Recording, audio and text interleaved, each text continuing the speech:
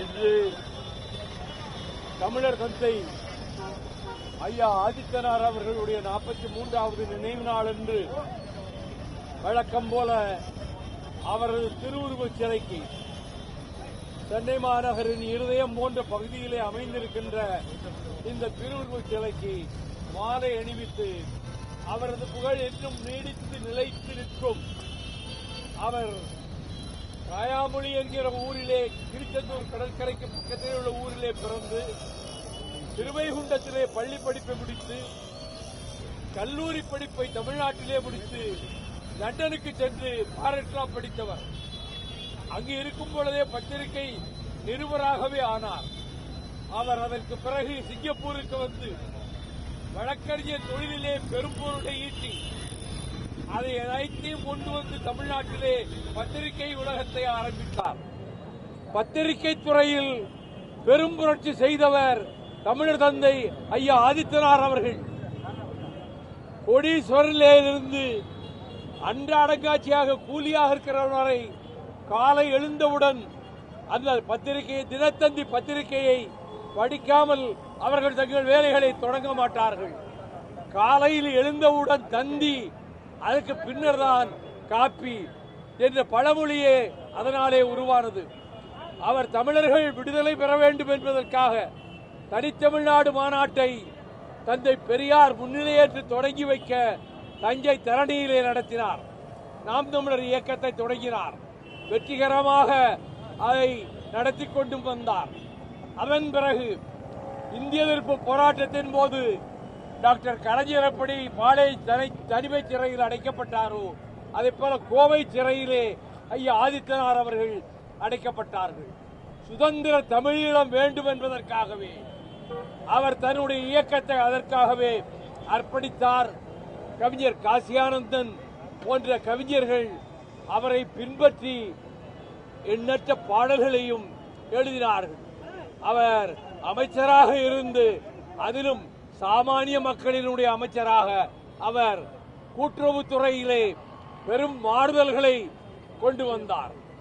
அதற்கு பிறகு அவரை பொறுத்தமட்டில் அரசியல் வாழ்வில் வெற்றிகளை பெற்று தான் அடுத்தவர்களுக்கு செய்வதை வெளியே தெரியாமல் பரோபகாரியாக இருந்து கஷ்டப்படுகிற கலைஞர்களுக்கு அவர் வாழ்வு கொடுத்தார்.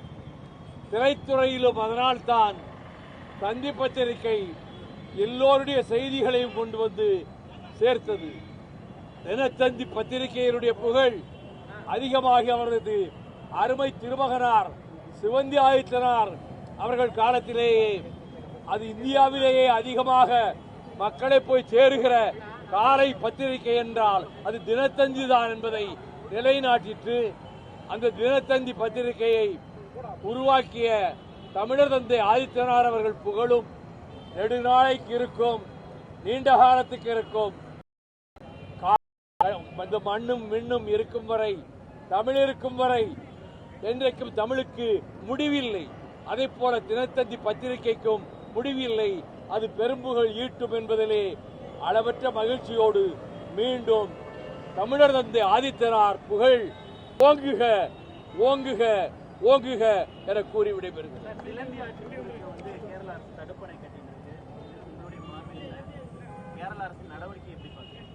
இது அநியாயமானது, அக்கிரமமானது. முல்லை பெரியாறு அணையை வெண்டிக்குக் அணையை உடைக்க வேண்டும் என்று சொல்லி அவர்கள் செய்த முயற்சிகள் எல்லாம், கேரளத்தினர் செய்த முயற்சிகள் அனைத்தும் தோற்று போயின. எல்லா அரசியல் கட்சிகளும் கேரளத்திலே அவர்கள் அங்கே முல்லை பெரியாறில் அணை கட்ட வேண்டும் என்கிற போது உச்சநீதிமன்றத்துக்கு வழக்கு சென்றது. உச்சநீதிமன்றம் 2 உச்சநீதிமன்ற நீதிபதிகளை கொண்ட குழு அமைத்தது. அணை வலுவாக இருக்கிறது. இன்னும் 1000 ஆண்டுகள் ஆனாலும் அது கரிகாலன் கட்டிய கல்லணையை போல வலுவாக இருக்கும் என்று தெரிந்தும் இடுக்கி அணைக்கு தண்ணீர் கொண்டு போவதற்காகவே இந்த அக்கிரமத்தை செய்கிறார்கள். நாங்கள் இந்த முல்லை பெரியாரை இடித்துவிட்டு புது அணை கட்டப்போகிறோம் என்று போலதான் முதலாக சொல்லுகிறார்கள். சிலந்தி நதியில் ஒரு துணை ஆற்று, அந்த நதி கொள்ளிடத்திலே ஒரு துணை ஆற்றிலும் துணை நதியிலும் அவர்கள் அணை கட்டுவதற்கு ஏற்பாடு செய்து கொண்டிருக்கிறார்கள். மத்திய அரசு நடுநிலையோடு ஒரு மாநிலம் இன்னொரு மாநிலத்தை வஞ்சிக்க கூடாது என்ற முறையிலே அவர்கள் இதை அனுமதிக்க கூடாது, அனுமதிக்க மாட்டோம் என்று பலமுறை அவர்கள் நீதிமன்றத்திலும் மத்திய அரசு வாக்குறுதி கொடுத்தது. ஆனால் இன்றைக்கு மார்க்சிஸ்ட் கம்யூனிஸ்ட் தலைமையிலே நடைபெறுகிற கேரள அரசு நாங்கள் அணை கட்டியே தீர்வோம், அணையை உடைத்தே தீர்வோம் முல்லை பெரியாரை என்று சொல்லிக் கொண்டிருக்கிறார்கள். இதை எதிர்த்து தமிழ்நாடு அரசு நீதிமன்றத்திலே அதற்கு எதிர்ப்பான கருத்துக்களை பதிவு செய்திருக்கிறது. இன்னும் வலுவாக அனைத்து கட்சிகளையும் அணைத்துக் கொண்டு அவர்கள் மத்திய அரசுக்கு நெருக்கடி கொடுக்க வேண்டும். இங்கே அணை கட்டுவதற்கு மத்திய அரசு ஒப்புதல் கொடுக்கக்கூடாது. சுற்றுச்சூழல் அமைச்சரவையும் மத்திய அரசு அணை கட்ட முடியாது. ஆகவே உபநதியிலே வந்து முல்லை பெரியாருக்கு வருகிற தண்ணீரை தடுத்து விடலாம் என்று கேரள அரசு கருதுகிறது. இது அநியாயம், இது அநீதி.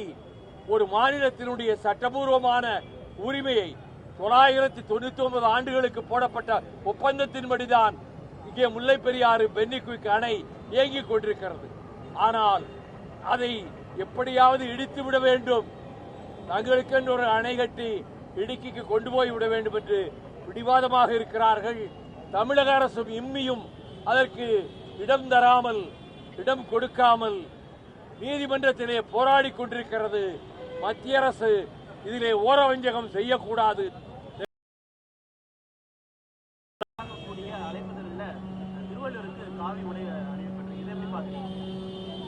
இது ஆளுநர் இந்த மாநிலத்திற்கு வந்ததிலிருந்து செய்கின்ற அக்கிரமமான செயல்களிலே ஒன்று. திருவள்ளுவர் ஜாதி மதங்களுக்கு அப்பாற்பட்டவர். அவருடைய திருக்குறளிலே எந்த ஊரின் பெயரு கூட இருக்காது, எந்த மன்னன் பெயரும் இருக்காது, எந்த மதத்தின் பெயரும் இருக்காது. ஆனால் அவர்கள் காவி வண்ணத்திலே சில இடங்களிலே உடைகளை போர்த்தினார்கள்.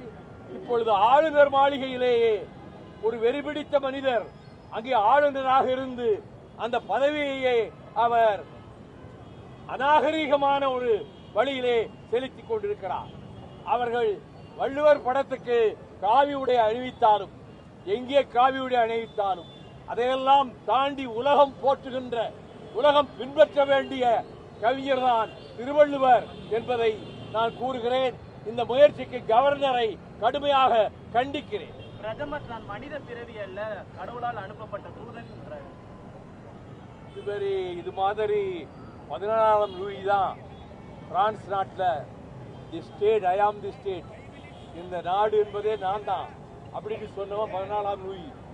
அதற்கு பிறகு இவர், நான் நேரடியாக கடவுளிடமிருந்து வரம் பெற்று வந்தவன், நான் சாதாரணமாக பிறக்கவில்லை, அவன் இறைவனே என்னை, பரமேஸ்வரனே என்னை இங்கே போ என்று அனுப்பி வைத்திருக்கிறார் என்று பேசுகிறார். இது எந்த அளவுக்கு அறிவுடைமை என்பதை மக்கள் சிந்திக்க வேண்டும். இங்கே இப்படிப்பட்ட ஒரு ஆளுநர் இருந்து கொண்டு அந்த பதவியையே அசிங்கப்படுத்திக் கொண்டிருக்கிறார், பொய் பேசுகிறார். தமிழ் தமிழ் என்று இடையிலே சொல்லிக் கொண்டு இந்தியையும் சமஸ்கிருதத்தையும் திணிப்பதற்கு வழிபார்க்கிறார்.